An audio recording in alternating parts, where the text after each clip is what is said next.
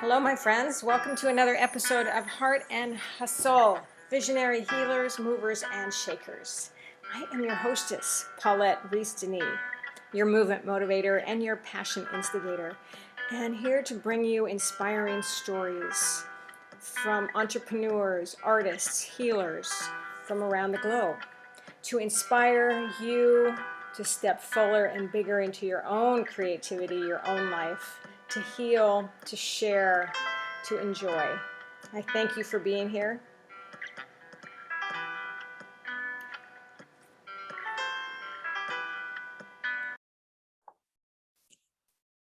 Hello, my friends. Welcome to another episode of Heart and Hustle, Visionary Healers, Movers, and Shakers. And I am your host, Paulette Rees-Denis. Moving into the hundreds now of these fantastic interviews and conversations with movement motivators and magic makers and people who are creating change in themselves and in the world. And, it is my pleasure to bring people's stories to you. I'm always intrigued and fascinated by people's stories, by the things that they do and change in their lives to make things better, make things big and creative and powerful, and also bring change to others as well. And so today I get to bring you Philip Anthony Mangan, who is now residing in Florida and sometimes New York and Hawaii. But and I'm so glad to have you here. Thank you so much for having me. Welcome. It's so fun. And I just have to tell you, it is actually pretty rare out of these hundreds of interviews I've done that I've had a fellow. Oh, well, I feel honored then. I think you're probably like number 5 or 6. It's pretty awesome. I'll make sure to represent for the fellas then. I love it.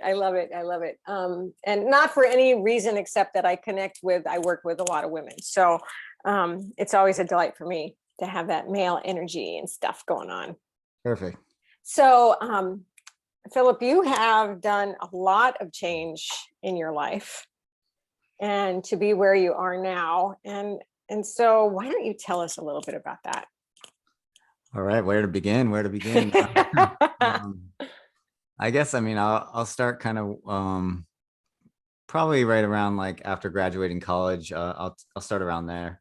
So when I graduated college, really didn't know what I wanted to do with my life. Like I think most people don't. I never had this kind of like crystal clear vision of like this is what's meant for me, which I always thought was kind of good, but also it causes anxiety when you don't have it figured out, and it could easily lead you down a path of uncertainty, but also of possibility. And after I graduated, I was just working like some random jobs, and then the economy got really bad in 2007, and was collecting unemployment at the time. And eventually my one friend approached me and was like, I'm thinking about buying a bus. Do you want to invest? And we'll start a party bus business. And love that. I honestly, I think when you're at like kind of like a rock bottom place, because I was applying for jobs for like a year and there was nothing hitting, honestly. And when you're kind of at a rock bottom place, I think you're open to just anything. And I enjoyed partying, and I thought I had a hospitality degree also, and I had a marketing degree. So I thought, hey, this is not a bad idea. I think there's a lot of opportunity here. And so long story short with that, we ended up creating this business, and I ended up running it for a little over 6 years. And was this in Florida? Yeah, this is in Florida. So I went to Florida State University and started the business after in Tallahassee, Florida. And so there's a market for it, obviously. A big party school. Oh, I bet. Wow. Yeah. So spring break alone, right? Yes. So even though it was very, very interesting and fun business, to be honest, it was very destructive in many ways, because it kind of jump started my college career again, of saying like, this is a lifestyle business. If I want to make it more successful, I need to go out and I need to be mingling with the people that potentially would ride the bus. And that made for more drinking and more partying, etc. And I think I just kind of found myself like a couple years into it of kind of operating in that repeat fashion of Mm, having this desire for more, of something more. And even though I didn't know exactly what that meant, I just knew I wanted to not be like that, let that just define my whole life. mhm. And I think when you have a desire, it's great, but you just don't really know where to go with it sometimes. And I ended up meeting a girl, dated her, but like she was probably the one that made me see more of the possibilities because she kind of had her life a bit more together. And I think Mhm. it, like men can change when, women are around, like powerful women. I really believe that that speaks to a lot of men, honestly, how it can make them better. And I kind of saw that and really took hold of, the information she was giving me, and it was really trying to better Mm, myself. And I think during that time, I, just kind of gained more clarity from like not partying as much and spending time with different people. And I think when you kind of are able to get out of that whole circle of that repetitive circle, right. it allows you to see more. Um, Long story short, she broke up with me, broke my heart. And at that time, I was devastated, but it was my choice to whether I could either, go back, revert to my old ways, or keep the growth process going. Mm, So I decided to do that and just kind of really took that to heart and started really investing more time into taking care of myself in different ways and learning and reading books and just kind of seeing what possibilities are out there that might be best for me. And, right around 2016, I was open to moving on from my business, and I kind of already had that in my mind. And then the insurance came back for the to renew for the bus company, and it went up like 80%. ooh, And I took that as time to go. time to go, time to go. And I think this is like solidifying it. So rather than feeling like, oh no, I'm losing a part of me, it was like I was ready. And it kind Mhm. of like, assured me that this is the time to make the leap. And I wanted to move to New York for probably like about a decade. I really had this kind of idea of wanting to experience New York. And when that time came around, I thought maybe this might be the best opportunity to do so. I wasn't dating anyone, didn't really have anything holding me back to any particular place. So long story short, I packed up my car with my Great Dane, I had a Great Dane, Oh, wow. and moved to New York. And I believe when I don't know, I believe when you're open to change and you're just fully open, Mhm. that's when the magic comes, to be honest. Right. You have to allow. Yeah, I think and that's kind of really what I was. I was just like, when I think back about those times, it was like I just was like in the flow of like, Mhm. and you start seeing the synchronicities of like, well, that if I wasn't as open, this wouldn't have happened that way. I can rewind it all right now and Mhm. Mhm. perfectly that played out. And long story short, with that, again, I got into the modeling industry. And Had you wanted to do that, or was that just the thing? um it was kind of just a thing, honestly. But people, I think subconsciously people were putting it into my mind for years. They're like, you should be a model, you should be a Mm, model. mm. And I had really long hair, like shoulder length long hair. But I never was like had this greater desire to do modeling. It was just kind of like, but when I got to New York, I did a photo shoot with my dog. I met a photographer, did a photo shoot with my dog who offered to do one.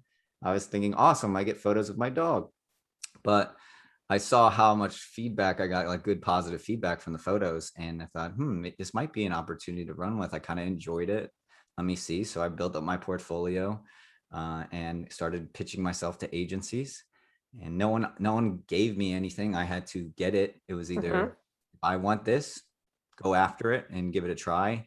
And I think when I have my mind set to something, I really believe I can make anything happen. Yes. I Yes. exactly took that mentality at heart and got signed with two agencies at the beginning of 2017, and just kind of made that my full-time thing for up until like the past till the pandemic. Really, it was kind of my full-time thing where it was my main source of income. And but what's great about getting signed with the modeling industry was I was used to running my own business, and Mm. modeling industry kind of allowed me to kind of take that same approach a bit, because it's not like you're going to a 9-to-5 job. Right. You can say yes or no. And exactly. You have a very flexibility. And I think that's what I've always valued the most, is really my time, time over money. And I really, so that's what really spoke to me. I was like, well, I don't know if the modeling thing is the end all, but this could be a platform of something else. And I enjoy it. So it's creative. So let's just see where it goes. And during that like downtime with the modeling, a lot of things happened. Like I got my personal training certification. I went vegan. And yes, when I love that. Thank you. when I went vegan, it actually, that's what really transformed my life and my mindset. How so? So I went vegan for the nutritional reasons. I was always big into health and wellness. And so I believe the different messages speak to different people. Well, I watched the documentary, What the Health, and the nutrition thing spoke to me. But I was so interested in after that, I was like, I'm going to do all the research on these different things. And the more I learned and absorbed, it really opened up my mind to so much more, as far as like just showing compassion to the animals. The environmental really aspect of things really spoke to me the most. And I kind of ran with that. So when I found out how much the meat industry and the factory farming pollutes our world, and realizing that I'm really taking control of my impact on the planet through each meal that I eat, that was mind blowing to me. That is mind blowing. Yeah. Absolutely. Wow.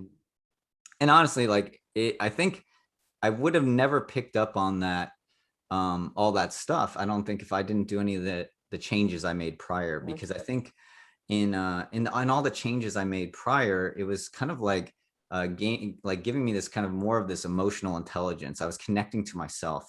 So then I was able to connect to something greater than me, I think, when that time came around. Because I mean, I always say this, like, I remember like growing up and I always heard like, plastic's bad, or these different things are, climate change, but I never was able to like actually take action and really hear about something greater. So I believe like that came at the right time to where it spoke to me, because I was open again, like I said.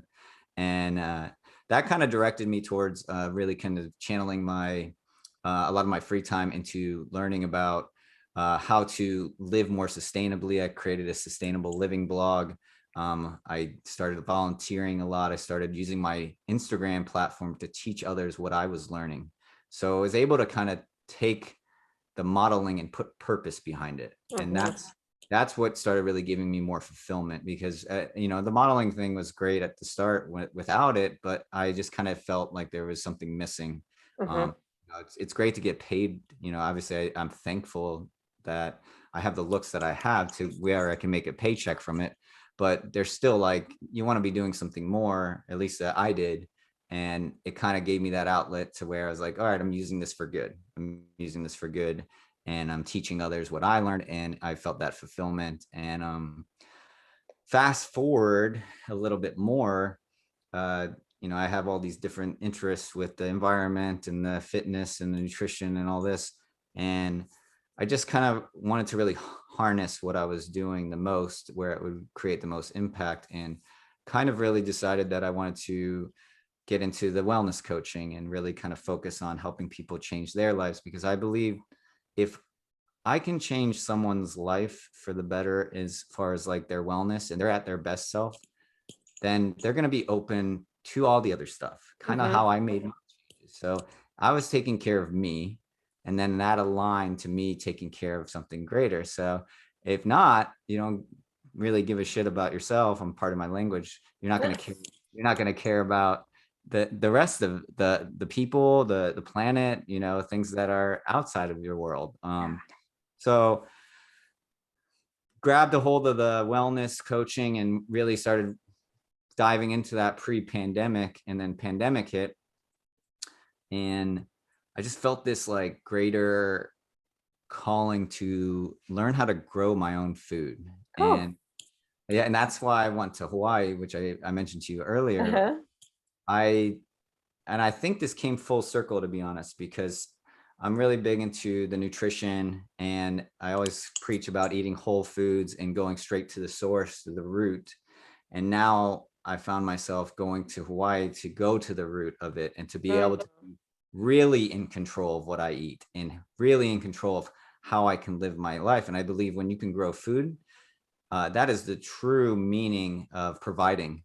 And it is actually very empowering because you're actually taking your health into your own hands. So when people were panic buying, that's what really spoke to me. I thought, well, everyone's panic buying because we don't know how to survive if Right. the grocery stores stop producing the food that they say one day, what are we gonna do? Where's our Yeah. blueberries? Uh, so so when I went to Hawaii, it was with that in mind to kind of expand and see, and I still love to grow food. I mean, now that I'm back in Florida, I definitely want to dive into that more. But Mhm. what was great about Hawaii is I felt like I wasn't just learning how to grow food, I was learning how to grow myself even more. Really learned a lot of life lessons out there on the farm. And So that's what I was going to ask. You were working on a farm? yeah, I did a work trade thing where I went out there and spent 5 months out there on Maui, and we're working at a farm. And there was only two other people on this farm, and they were kind of like a startup farm. So the owner didn't really have a lot of plans for growing food. She was more concerned with like the tours that she was doing for the property. She had like this beautiful rainforest that was on the property. But when the pandemic hit, she wanted to shift into the survival thing as well. And she Mhm. found me on the work trade site, and she was like, wow, like this guy's vegan. She's vegan too. And since I'm pretty much a self-starter with like starting my own business, getting into the model industry, it really kind of aligned in that manner. Because when I got there, she kind of gave me control to just create a food forest for her. And I just really did a lot of my downtime researching. No one was Mm. really mentoring me at the time. I was just finding Just videos, going. learning in my free time. But I was so interested. Like I said, when I'm interested and I have my mindset on something, it's like I go full force in, and kind of took a pause on the modeling, took a pause on the coaching, and really just went all in. And it was wonderful. It really, honestly, was one of the, I know I'm going to look back like, 10 years from now. I mean, I already can look back now and think about like how magical it was. But Mm. it really kind of, when I came back though for the holidays, I came back because I wanted to spend the holidays with my family. And I don't know, I just felt there was this like lacking something lacking in my life, even though I was so fulfilled from being out there. And that's when I realized I wanted to kind of pick up the coaching again and really kind of interact with people, and not just learn things. I want to share things. I want to really actually connect and see other people Yeah. harness their power the way that I did. Right. Well, I think, that, I mean, as a coach too, we can coach from living, we coach from wisdom, we coach from what we've lived. Mhm. And it's so funny. I mean, we don't really know each other, but we have so many parallels. I moved to New York City when I was 18. Oh, wow. I was an agent for models Ah. at Ford. So I did that in photography, and Nice. I've done all kinds of those things. I had a farm, I was growing food, I had a vegetarian Wow. wine bar, and so a lot of our philosophies are so similar in sharing and guiding and supporting and encouraging and wanting so bad to make the world a better place, and to Mhm. wanting so bad to help people find their calling, or whatever, wherever that is, whether it's nutrition or creativity, or um, so it's so fascinating to me. And so now you are in Florida, and is your full-time work coaching, back into the coaching world? Yeah, back into the coaching world. I'm still doing the modeling. Now that the pandemic has kind of settled down a bit, the more opportunities are coming alive. That's why I'm actually heading to New York this weekend to go do some jobs for modeling. But that I've been definitely pickier with it. I don't want, I see how it takes away my energy from putting into my coaching. Mm.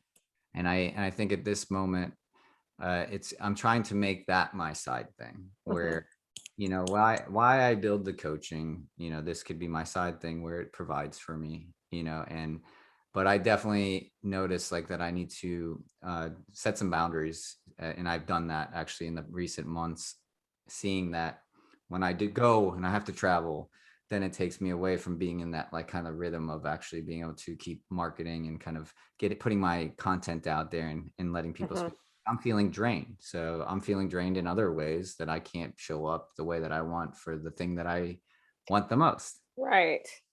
And do you call yourself a wellness coach? Are you a nutrition coach? I call myself the wellness wingman, to be exact. And Love it. the reason actually why I call myself the wellness wingman is because I I think the thing that I offer the most to people is I'm their support system throughout their process of change. So I don't just give my clients like a plan and say, here, this is a personalized plan for you, go figure it out. I'm walking them through each step of the plan, Right. Absolutely. and I believe honestly that is the most powerful thing that you can give someone when they're trying to change. Because when I've felt that way before, like super alone when I was on my journey, and just wish that like, oh, I wish I had a support system that was actually guiding me through, because you just question everything, you second guess yourself, you don't Mhm. know where to go, how to direct Right. yourself. And I think that's one of the greatest things about the coaching industry is that it's becoming more and more prevalent that people are not afraid to ask for help Hmm. because they know there are guides, coaches, mentors who are there to support you.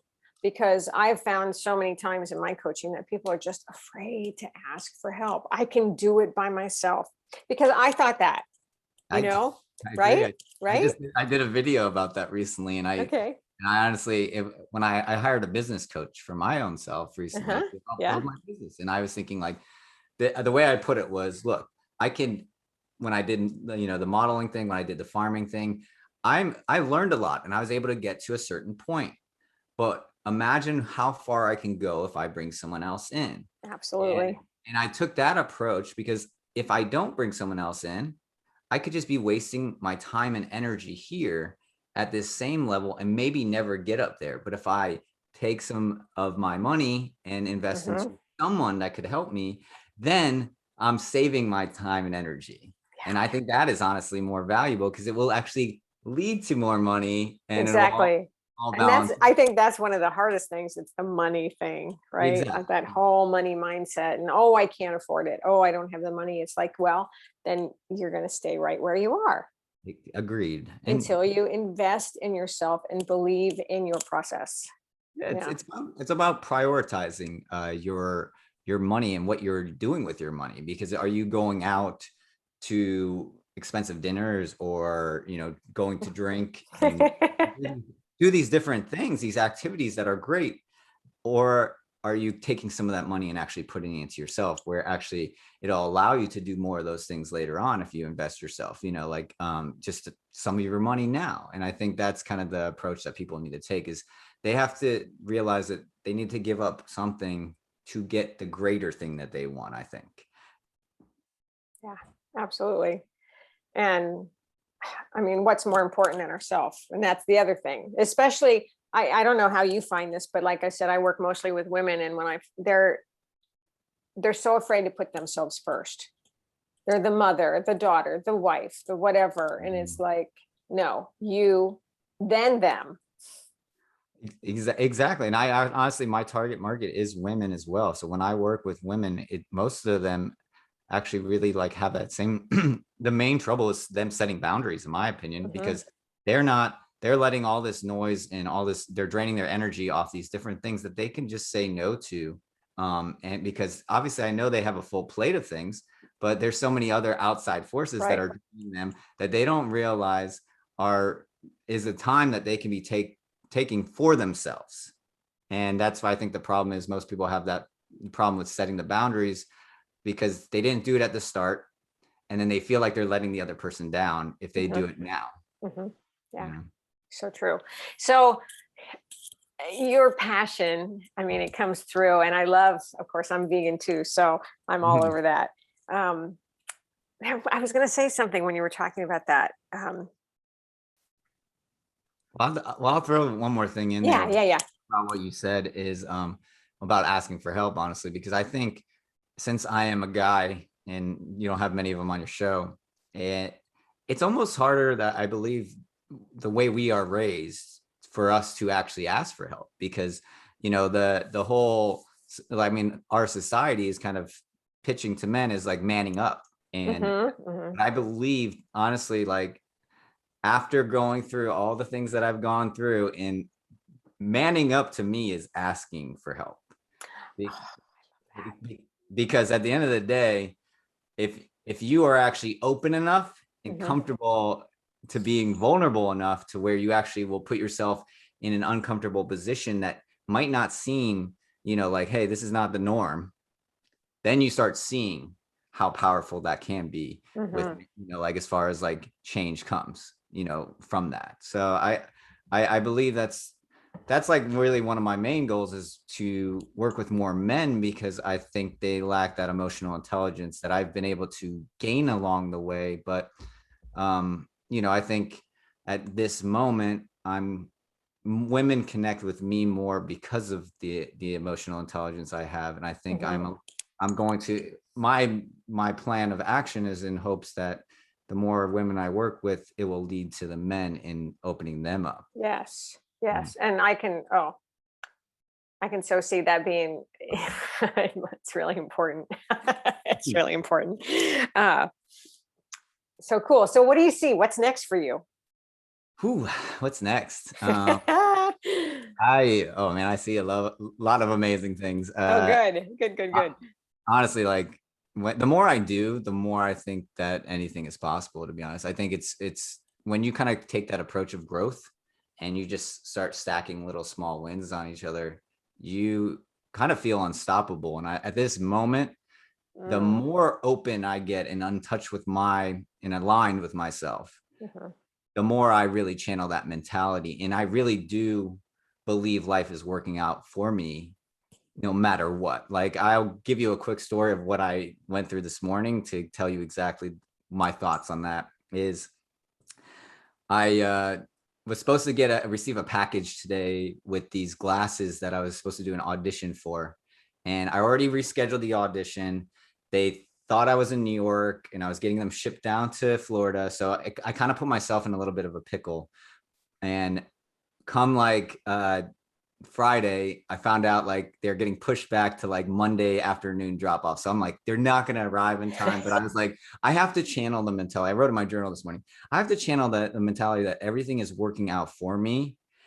And by chance, if something does go off of plan, that I can handle anything that is getting thrown my way. Because in that, if I believe I can handle anything that is getting thrown at me, then that means everything is working out for me. Right. So really taking that approach, I got on the call at 11 without the glasses, and I was straight up honest with them about, what happened and this and that. And they were so open and happy that I was actually being honest and upfront, that they rescheduled, and I did the audition at 2. And, it just kind of goes to show, like, obviously, you can say that the term honesty is the best policy, but if you are worrying about the things like the worst possible outcomes, then, I mean, whatever you're building up in your head is most likely not going to happen. So why are you wasting that energy spending? Exactly.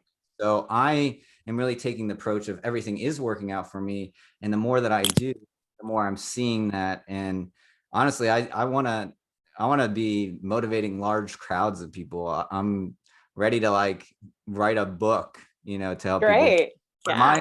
my goal first and foremost is just keep growing my wellness business, honestly, because I think just helping people individually right now is going to lead to so much more. And I think it's just, when you look at the broad spectrum of things, like, yeah, I want it all, and I believe I can have it all, but it all starts from being at step 1 and then step 2 and just going on. So I dream, and I believe the dreams will come true, but there's no rush when you're channeling the joy of it. Yeah. It's not, you got to be in it. You got to be present in it. Agreed. Right? So you listen to Abraham. Yes, I do. Yes, you do.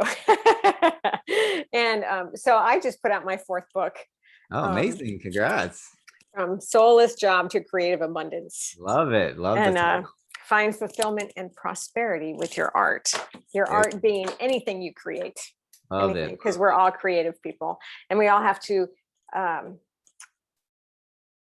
allow ourselves that creativity, because so many people say, oh, I can't make anything. It's like, well, you breathe every day. You're living life. And so, so everyone has a place. Everyone is a part of our big circle. Mm-hmm. And there's leaders and there's followers, right? Everyone has that place.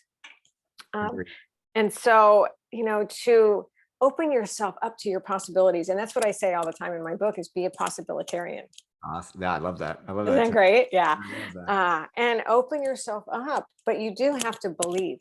You have to trust yourself. And I mean, there's so many ways of clearing out the mind chatter and the negativity and the words. And I work a lot with words. I work a lot with writing, and Amazing. I get Love my it. clients writing and changing their words. Mm-hmm. I honestly realize like how much the words are just as powerful as the thoughts, and just seeing what's coming out of your mouth and seeing what you're writing down. And and just a quick example of this is when someone like would ask me like, oh, you can you eat this or something, or like with a vegan meal, say, hey, like someone would say, hey, oh, you can't eat that, or like I can't eat that, I would say normally, but like, no, I choose not to eat that. And exactly. So it's like really switching the language on the even the vegan terms made me start seeing about even just the positivity of like, if all my energy is going towards negative thoughts and like I'm writing them down, that's only feeding them. They're feeding them in that way. So whenever I catch myself, I do a journal every morning. Whenever I catch myself in that kind of little zone, I'm just, I eliminate and I flip the term and change the word, and I go into a different direction. Yes. And I think that's honestly the only way really to harness that power is to quiet out the noise and take that time to, for you each and every day. And I think that's what is blocking most people, is they don't slow down. They don't quiet their noise, I just blogged that today because I'm doing a new journaling class. Perfect. It's so good. And I love the idea of choosing. Mm-hmm. It's your choice. Exactly. Everything is your choice. Mm-hmm. Yeah, we are in more control than we realize. And right. And we put it on other people to make up excuses. Exactly. Right? And it's funny because it's like we always go to look at the things that are out of our control, but there's so much in our control that we don't even like. We should double down on that, and that's why I talk about, like, I always talk about even just the simple thing of like one meal. Like, you want to go picket or whatever and protest about climate change, I can control what's on my plate, and that leads to preventing climate change. So why not do what you can control? Because you can't really control what, might happen above. And I think so many times, and I've felt this in the past myself, is like, well, what can I do? What little thing, what change can I possibly make? Well, you can. Mm-hmm. Right? Every person makes a difference. Yeah. And and the funny thing is, I always think this too, is you don't know, like, when people think about change, they want to make this grand change. Well, if you think about change in only a grand way, you're missing the fact that if I was talking to you and say, like, I changed you, and then who knows what you did and told and changed someone else, and that chain can just linger and keep lingering, and that could be massive change. But it's so hard for people to wrap their heads around that. But that's massive change, just one little small action, and it's really a small action is a big action, and at the end of the day. Yeah, I know. Did you hear all that, people? One little action every day. It's so good. Oh, Philip, well, so delightful to chat with you. Oh, wonderful to chat with you. Thanks for taking time. I appreciate it. It's I been my love pleasure. It's been my pleasure. Yeah. Thank you. Get excited. So everybody out there in Heart and Hustle Land, thank you for being here again with us, and to honor Philip here with us today, and honor each and every one of you. I'm so thankful to have you and to be on this journey, this continuous journey of interviewing and talking with people, sharing their stories to bring you inspiration and guidance and ideas and support. And of course, I'll give you all of Philip's contact information. And so you can hang out with him some more, and you can hang out with me and at www.paulettereesdenis.com. I am your movement motivator and your passion instigator. And thank you for being here with us at Heart and Hustle. Until we meet again, many, many blessings and love to all of you.